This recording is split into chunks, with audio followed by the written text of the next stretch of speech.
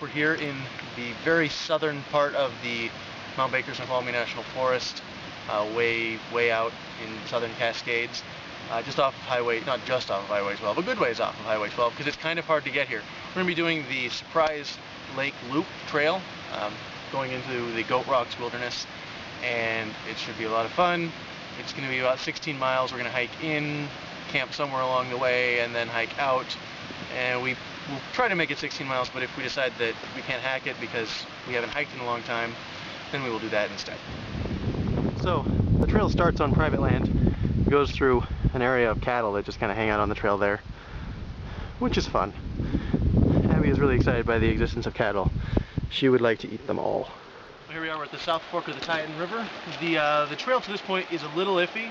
We found that we bared left both of the times we came to forks, and that seemed to work out. Now we're kind of at another fork and we're bearing left again across the river, and we're going that way. Off towards more trails and things. Here we are, we've made it to the beginning of the loop part of this Surprise Loop Trail. This way is where we're going to be going. Taking a left again. And then tomorrow, at some point, we should be coming out this way. Starting pretty quick here. It's been really, really flat this whole time, but starting really, really quick, it's going to start not being flat at all. And we've got about, well, how many feet of elevation gain do we have coming up here? Approximately 1,000. Yeah, about 1,015 switchbacks coming up here. So I have successfully peed, so I'm good to go. Awesome. Thank you for sharing that with the world. Alright, this is the beginning of our switchbacks, so if we survive, we'll see you probably at the top. Or maybe midway through when I get tired of walking and want to have an excuse to stop. That sounds like a really good idea. Well, we didn't end up stopping anywhere on the switchbacks because they really weren't nearly as bad as I was worried. They were switchbacks and it was, 1,000 feet, but it was really not that bad. So here we are, we're at Surprise Lake. Just had lunch. We've gone a little more than 6 miles.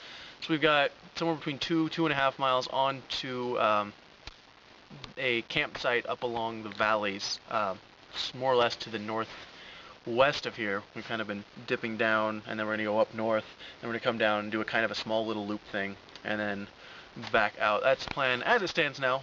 We'll see how things go the rest of the day, but so far this has actually been an easier hike than I was expecting, and I think we're all having a good time. Alright, well, we made it somewhere. Warning, if you should do this Surprise Loop Trail, and if you want to take the, not just the loop, but then the long piece after the loop, be warned, it is the first trail that you see. There's a cairn by it, and no matter what the map says, it's really your first trail off to the left. We thought that there was another trail, and so we kept going, and then we had to turn around. And that was deeply unfortunate. But we found it eventually. We're not to the end of the trail that we want to be on, which goes out this way more, and we're probably going to do that tomorrow morning. But we are at the top of some pretty serious elevation gain. I'll let you take a look at that tomorrow. For now, I don't want to relive the memory because it was pretty brutal. But we made it to about 6,000 feet-ish, and it's gorgeous here. Back in the back, you can see sort of one of the iconic images of the Goat Rocks Wilderness, the Devil's Horns. You can't see maybe super well, but I'll throw a photo in there or something.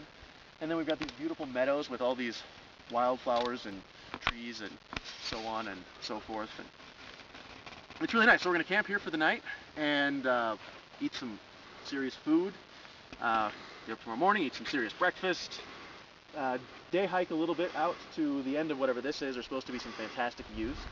And then we'll hike back, pick up our stuff, and hike down that-a-way past this gorgeous wildflowers and down, down, down, and out the end of the loop. And it's the morning. We just hiked a little bit beyond, about a third of a mile beyond our campsite, and we came to this gorgeous valley. Absolutely incredible. And I think if I was to do this again, if I was to give you advice, which I am doing, we would totally camp right here. Because, man, this is gorgeous. And there's also water here, which would have been nice to have this morning. Not a big deal, but yeah.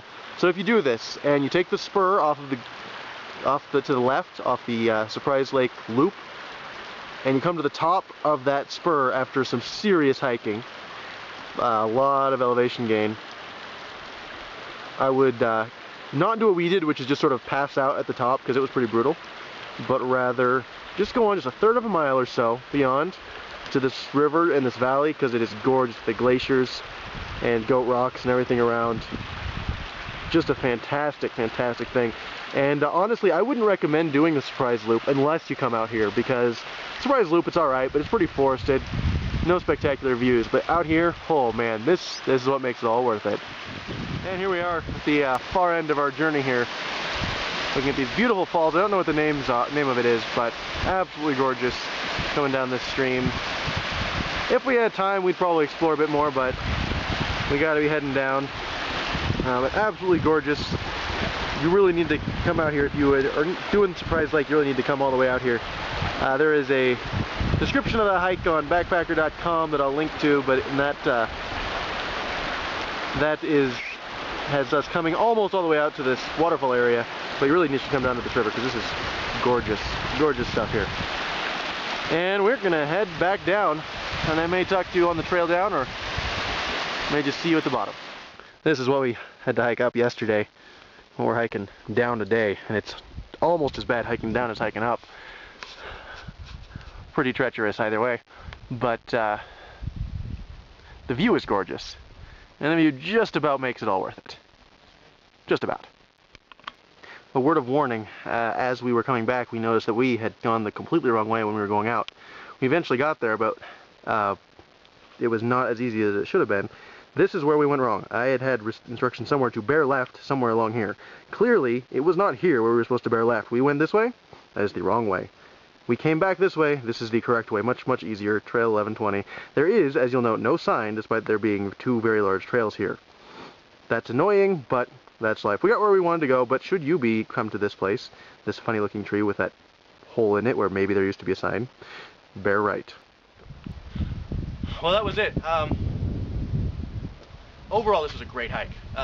All the getting lost and having to backtrack and things like that was totally worth it when we got up over that last crest that I showed you earlier and into that valley where we camped, and then past that where we were by the river and all that beautiful stuff. That was some of the most gorgeous stuff I've ever seen, and was totally worth all the annoyance of a rather poorly marked trail. So a couple of things we learned. It's hard to get here. Don't follow Google Maps to get to the trailhead if you should try this, because it works, but not very well. Number 2, bear left, then bear right when you're on this trail here. We bore left and then bore left, and that is the incorrect route. Bear left, then right. Right. Overall, I recommend this hike. I would suggest taking a book with you, or copying pages out of a book. It's in Hiking Washington's Goat Rocks Wilderness, I believe. Something to that effect. I'm not entirely sure what the exact name is, because clearly we did not bring the book. But that would make things easier probably in finding your way on the kind of difficult parts, on the flat parts of the trail before you hit the loop where you do the switchbacks and things like that. Overall, any amount of nonsense would have been worth what we saw at the top, and very highly recommend the Surprise Loop Trail.